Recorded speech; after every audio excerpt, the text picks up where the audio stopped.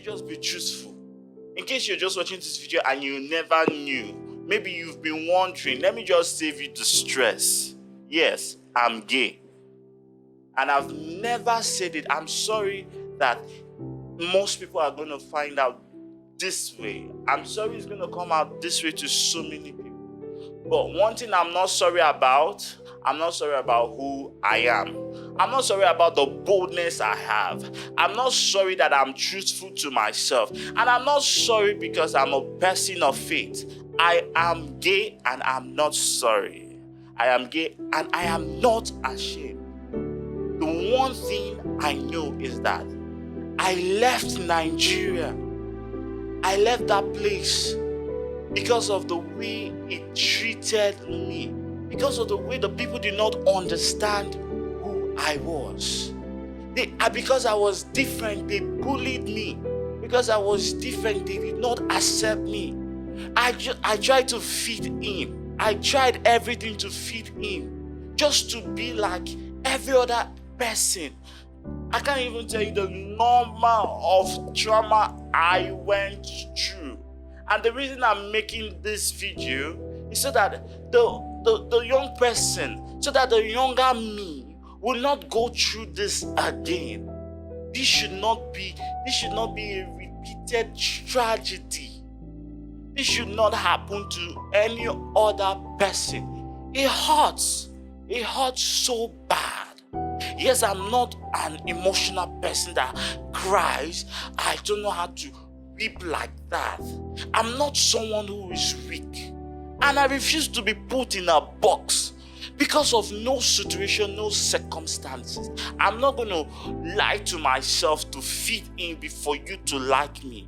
So on this note, if you don't like gay people, I think you should cut off from me because I'm one. On this note, if you don't want to be around me, let me save you the stress and the drama. Just go. Cut off. Because honestly, you weren't even there in the first place. It's either you're with me or you're out. And that is it. I refuse to be weak.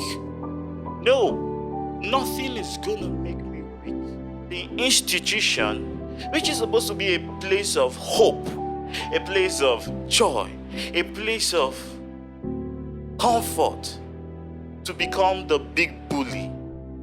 The church has become the big. And you know the most thing I feared so much as a gay preacher was everybody finding out about my sexuality and me losing everything. So the best thing I felt was right for me was to hide it. And for a whole 15 years, I tried hiding my sexuality. Let me just give you a little background from where I come from. I was a member of Scripture Union, SU Nigeria, born again. And when I discovered that I was queer when I was 13, I did not know who to turn to. I couldn't tell my mom because I felt my mother would be so disappointed in me. I couldn't open up to my father because my father was really, he ain't gonna stand for that shit at all. My father wasn't gonna take it. Knowing the kind of family I came from and knowing the kind of upbringing, knowing that we had principles and morals and everything we did was like a big deal. So the best thing I could do was to just play along. And from secondary school, I was bullied throughout secondary school. I don't want to mention the name of my secondary school, but yes, from elementary school, I was bullied because I was feminine. I was the kind of boy who loved to wear earrings. I was the kind of boy who loved to wear heels. And I'm not ashamed that I know how to wear heels. I'm not ashamed that I know how to do hair. And anytime I wanted to do the things I loved, there was something saying, no, you can't. You are a boy. You're a man. And that was how I felt deep down in me. I wanted to express myself the way I felt. And I couldn't. because of the environment where I grew up from. Everybody was homophobic. And even if they were not homophobic, they could not even embrace the true me because the society despised me. And at a young age, being bullied in school, having the wounds, it was so bad that even at school, in boarding school, I was pushed down from the bathroom and I fell. And I had the worst injury in my life. My right foot till today is carved to the right. That wound is still here. My right foot. I couldn't walk for a year just because of my sexuality. It was a nightmare. And I don't want nobody living through that. Because when you see the faces, you don't know the story behind the faces. And at 26, that is when I summoned up the courage that I'm not going to live hiding anymore. And the people I'm going to lose, let them go. I'm going to lose even the closest people to me. But I rather choose to be real than fake a life. I rather choose to give an account of a truthful life than give an account of a fake life.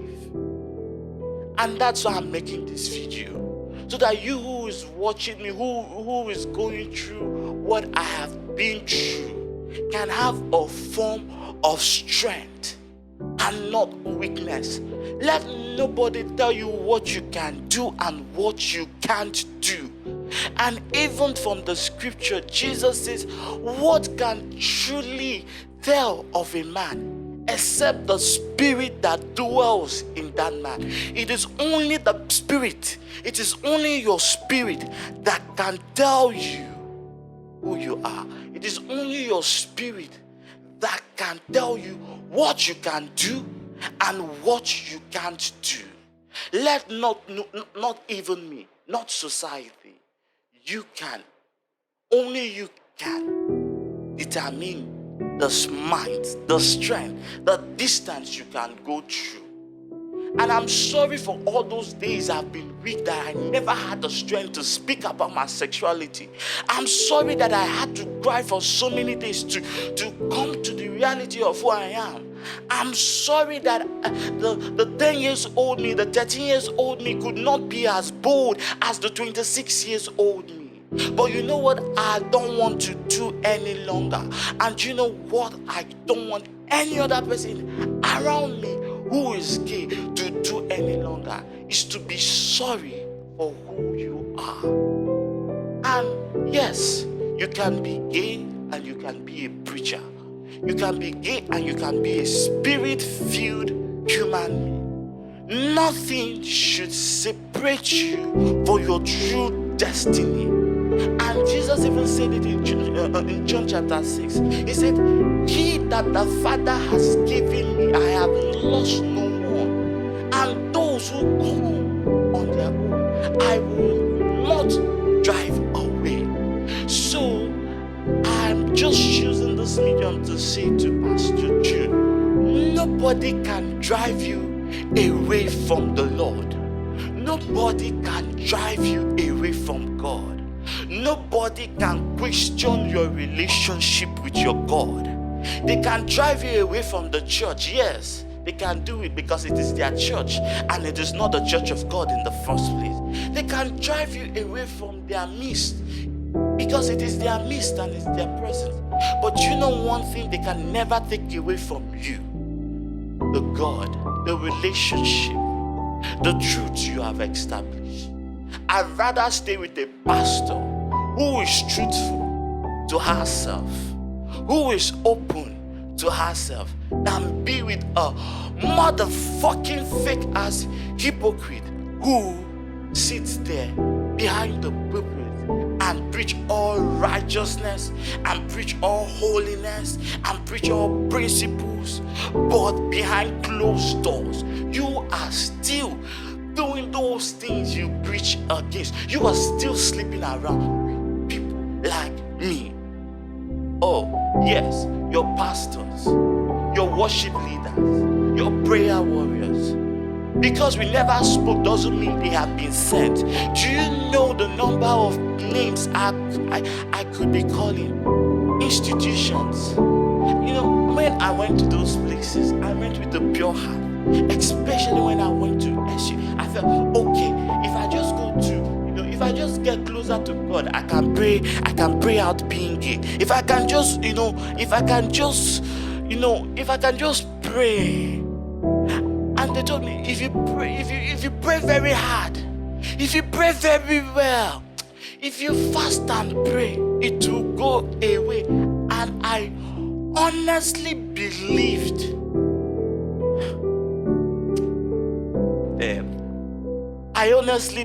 that I could pray out being gay. What a nightmare. Went for countless prayer meetings, deliverance. What didn't I do? Baptism, confirmation, from church to one church, thinking if you could just change and get to a deeper, fellowship, it will go away. And all these years, I honestly, truly believed I could pray out being gay.